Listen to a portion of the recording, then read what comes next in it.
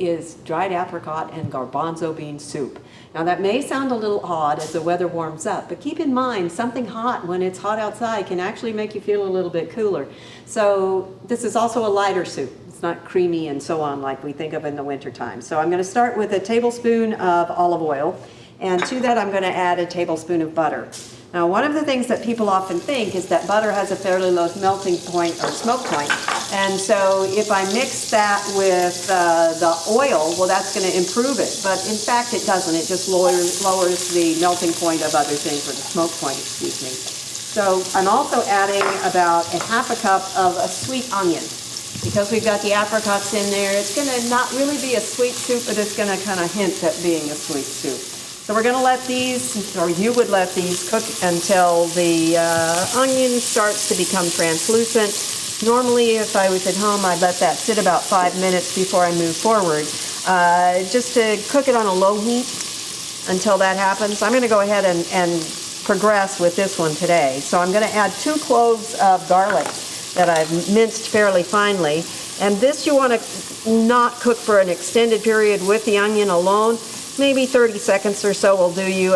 Again, you don't want it to turn brown, but this whole thing is going to continue to cook as the soup is made. So after the onion had become translucent, we're going to add some chicken stock or vegetable stock, whichever you prefer. If you want it to be vegetarian, then you'd use the vegetable stock. I've got 7.5 cups of that's going in.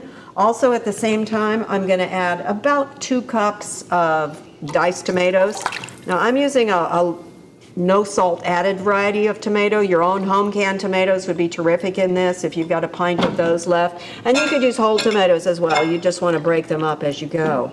Also in here we're going to put a teaspoon of ground cumin, a teaspoon of fresh lemon juice, a teaspoon of sugar, half a teaspoon of salt, about 2 cups of garbanzo beans, or if you're using commercial, 1 15.5-ounce can or 15-ounce can. And then to make it hold its namesake, I've got 1/3 cup of dried apricots that I've chopped.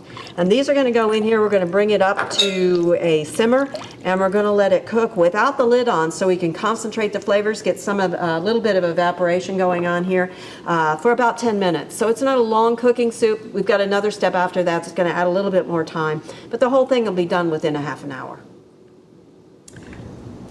Gone for about 10 minutes. We're going to go ahead and add the quinoa. Now quinoa, you could substitute another grain for this. Remember that it's got the little coil around the seed that will unwrap as it cooks. It's going to take about 15 minutes, so that's about close to how much rice would take. If you don't have quinoa, you could substitute white rice or a pre-cooked rice. You'd need to extend the time to whatever the rice is going to need. We're going to cook this until it gets tender. It's already simmering, so I think I'm not going to turn it up. You might need to turn it up if adding that has knocked it back so that it's no longer simmering. At this point, we are going to cover it because we want to make sure that that moisture stays there so that the quinoa can absorb as much as it possibly can. So this is going to take about 15 minutes for quinoa. If you used another grain, adjust for the length of time that that grain is going to take to cook. All right, this is ready now. Again, it's a fairly quick thing. You can see that it's a thin soup, which makes it great for summertime. If I can stir it up, you can see you have the garbanzos in there, the apricots, and the quinoa. This will actually give you about 5 servings.